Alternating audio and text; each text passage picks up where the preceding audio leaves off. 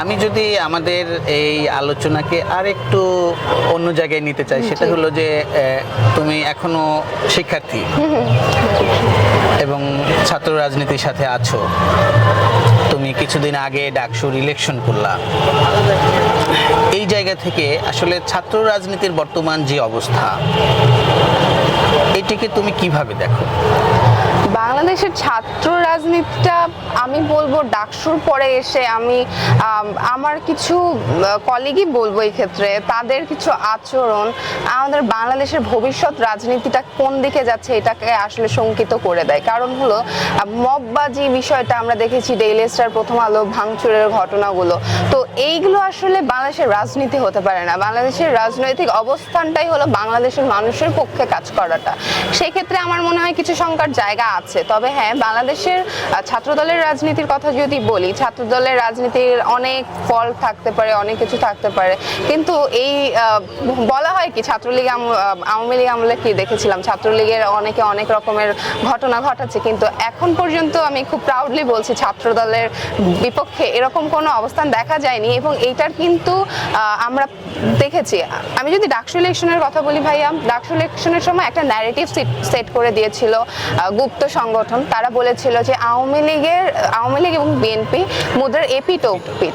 এই কারণে আমরা এত মবের শিকার হয়েছি। আমি ব্যক্তিগতভাবে রোকেয়া হলে ছিলাম, আমাদেরকে রোকেয়া হল থেকে বের করে দেওয়ার মতো ঘটনা ঘটেছিল এবং মবের একদম চূড়ান্ত পর্যায়ে আমরা কিন্তু দেখেছিলাম যে, কিন্তু যারা যেই বিষয়গুলো তারা আশঙ্কা করছিল যে বাংলাদেশের ছাত্রদল যদি ক্ষমতায় যায়, যেই বিষয়গুলো তারা ভাবছিল সেগুলো আসলে এখন আমরা শিবিরের মাধ্যমে দেখতে পাচ্ছি।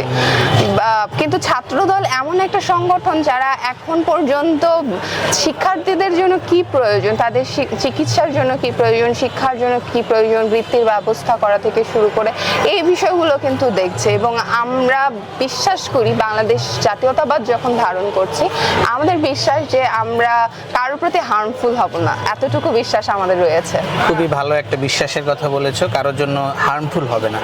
এর সাথে যদি আমরা একটু বৈশ্বিক বাস্তবতায় দেখি যে আসলে আমরা তো ওয়েস্টার্ন ডেমোক্রেসিতে আছি, আমাদের শিক্ষা ব্যবস্থাও এরকমই। সেই ক্ষেত্রে মানে সেসব দেশের বিশ্ববিদ্যালয়গুলোতে আমরা যে ধরনের ছাত্রদের অ্যাক্টিভিটিসগুলো দেখি আর আমাদের এখানে যে ছাত্র রাজনীতি, এর মধ্যে তো নিশ্চয়ই একটা বিস্তর ফারাক রয়েছে এবং আমি নিশ্চিত তুমি এই বিষয়গুলো ভালোভাবে জানো। এখন আমাদের তো এই জায়গা থেকে আসলে ধীরে ধীরে বের হতে হবে। এটা অস্বীকার করার সুযোগ নেই যে আমাদের ছাত্র রাজনীতির, তুমি নিজেও বলেছো, অনেক ত্রুটি বিচ্যুতি আছে। ধরো তোমাকে এটা জাস্ট বলার ক্ষেত্রে বলছি, ধরে নাও তোমাকে এই সুযোগটা দেওয়া হলো যে তুমি আগামীতে ঢাকা বিশ্ববিদ্যালয় বা কেন্দ্রীয় ছাত্র দলের একেবারে তোমাকে পলিসি মেকার করে দেওয়া হলো, তুমি কি কি সংশোধন করবে এবং কিভাবে করবে? ছাত্র দলের ক্ষেত্রে যদি আমার নীতি নির্ধারণের বিষয়গুলো চলে আসে, আমার কাছে মনে হবে যে ছাত্র দলের জন্য যারা যোগ্য, আমার প্রয়োজন নাই অনেক বেশি মানুষের, আমার প্রয়োজন কোয়ান্টিটির থেকে আমার কোয়ালিটিটা বেশি প্রয়োজন। আমি ওই জায়গাগুলো এনশিওর করবো। যেমন ধরেন ছাত্র বিষয়ক সম্পাদকের আসলে জানতে হবে যে আসলে ছাত্রদের কল্যাণে সে কি কাজ করবে। তারপর ধরেন মানবাধিকার বিষয়ক সম্পাদক, তার আসলে হিউম্যান রাইটস নিয়ে আসলে পড়াশোনাটা থাকতে হবে, সে ওই ডিপার্টমেন্টের হতে হবে। আবার ধরেন কেউ আইন বিষয়ক আছে, সে তাকে ল ব্যাকগ্রাউন্ডের হতে হবে, সে কতটুকু জানে এটা আমাদের এনশিওর করতে হবে। ছাত্র দলের বিষয়টা এখন হলো, আমি আগেও বলেছি, আমি তো অনেকদিন ধরে এইটার সাথে রয়েছে, আমার বাবাও ছাত্র দলের একজন কর্মী ছিলেন এবং বিএনপিতে পরবর্তীতে এসেছে। বাবার মুখ থেকে শোনা যে ছাত্র দলের ছেলে মেয়েরা যারা ছিলেন তারা কখনো মানে শান্তিমতো বাসায় বসে থাকতে আসলে পারেনি, কারণ এই যে হামলা মামলা। আমি ঢাকা বিশ্ববিদ্যালয়ের ছাত্র দলে জয়েন করার পরে দেখেছি আমাদের ছাত্র দলের অনেক ভাইয়াকে কিন্তু তাকে তুলে নিয়ে যাওয়া হয়, মানসুর আলমকে কিন্তু হাত ভেঙে দেওয়া হয়। তো এই যখন ঘটনাগুলো, তখন খুব স্বাভাবিকভাবে 10 বছর যখন ঢাকা বিশ্ববিদ্যালয়ের ছাত্রদলকে ঢুকতে দেওয়া হয় না, খুব স্বাভাবিকভাবে ছাত্রদলের শিক্ষার পরিবেশটা একদম খুবই কম ছিল। আমি চাই যখন নীতি নির্ধারণী পর্যায়ে আমরা যাব, সেই সময়টা যে পজিশনে আছে তাদেরকে ওই বিষয়ে কারিগরি শিক্ষা থেকে শুরু করে তাদের ওই বিষয়গুলোতে শিক্ষা দেওয়ার ব্যবস্থাগুলো আমি করতে চাই, এবং আইটি বিষয়ে আমাদের যে জ্ঞানগুলো দরকার সেগুলো আমি চাই, এবং প্রত্যেক ছাত্র দলের প্রত্যেকে যেন দলকে রিপ্রেজেন্ট করতে পারে, বাংলাদেশকে রিপ্রেজেন্ট করতে পারে বহির্বিশ্বে, ওই বিষয়টা আমি আসলে কাজ করতে চাই। দারুণ কথা বলেছো। আসলে এই জায়গাতেই তুমি একটা সঠিক জায়গায় গেছো, সেটা হলো রিক্রুটমেন্ট। প্রথমে যে কথাটা বললে যে আসলে এত ছাত্র দল করা ছেলের চেয়ে কোয়ালিটি ফুল ছেলে আমাদের দরকার। এখন সেই জায়গাতেই যদি আমরা চিন্তা করি তাহলে রিক্রুটমেন্ট পলিসিটা কি হওয়া উচিত?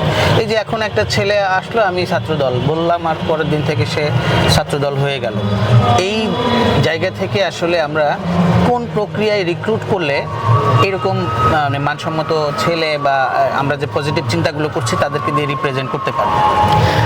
বাংলাদেশের সার্বিক অবস্থাটাই এখন হলো খুব মবের দিকে চলে গেছে, যার কারণে এখন অনেকে অনেক কিছু, যেমন ধরেন বলছে যে ছাত্র দলের কেউ, কিন্তু পরে দেখা যাচ্ছে মেম্বারশিপ তার নেই, এবং তারা আসলে সন্ত্রাসী হিসেবে ছাত্র দল যারা করে, আমি আসলে ব্যক্তিগতভাবে কাউকে দেখিনি সে খুব বেশি উগ্র হয়।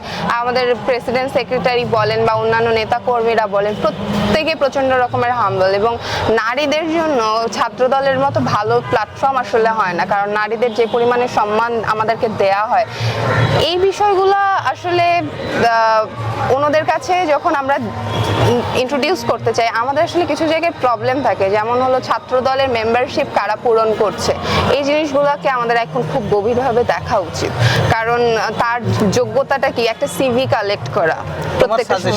হ্যাঁ, আমার সাজেশন হলো যখন আমরা কথা বলছি, কোনো মেম্বার রিক্রুট করছি, তাদের ব্যাকগ্রাউন্ড চেক করা, তার সিভিটা চেক করা, এইগুলো আসলে খুব ইম্পর্টেন্ট। সে আসলে কতগুলো সংগঠনের সাথে, বিশ্ববিদ্যালয়ের সংগঠন যেগুলো আছে, বিভিন্ন ক্লাবগুলো আছে, সেখানে কতটুকু সে পার্টিসিপেট করেছে, এই বিষয়গুলো আমাদের দরকার, কারণ নেতৃত্বে আসার জন্য আপনার অবশ্যই কিছু স্কিল, বেসিক স্কিল দরকার রয়েছে, সেই স্কিলগুলো তার মধ্যে আছে কিনা এগুলো আমাদের জানা দরকার। অর্থাৎ যদি সহজ করে বলি, একটা স্টুডেন্ট যদি এক্সট্রা কারিকুলার কোনো অ্যাক্টিভিটিসে অংশগ্রহণ করে থাকে আগে থেকে, সেটা তার স্কুল বা তার উচ্চ মাধ্যমিক কলেজ পর্যায়ে, সেই ছেলেগুলো আসলে যদি আমরা নিয়ে আসতে পারি, এটা একটা বিষয়। আর একটা হচ্ছে যে তুমি যেটা বললা, ইউনিভার্সিটিতে আসার পরে নানান ধরনের অ্যাক্টিভিটিস এক্সট্রা কারিকুলার, সেগুলোর পাশাপাশি যদি আমরা চাই যে দল থেকে আসলে অনেকগুলো প্রোগ্রাম, যে প্রোগ্রামগুলো থাকলে অটোমেটিক এই কালচারটা তৈরি হবে, সেই ধরনের প্রোগ্রাম ছাত্র দলের কি এই মুহূর্তে আছে? রাজনৈতিক ক্ষেত্রটা একটা বিশাল জায়গা ভাইয়া, এখানে কিছু স্কিল দরকার হয়, যেমন আপনাকে অবশ্যই কথা বলার মতো স্কিলটা থাকতে হবে।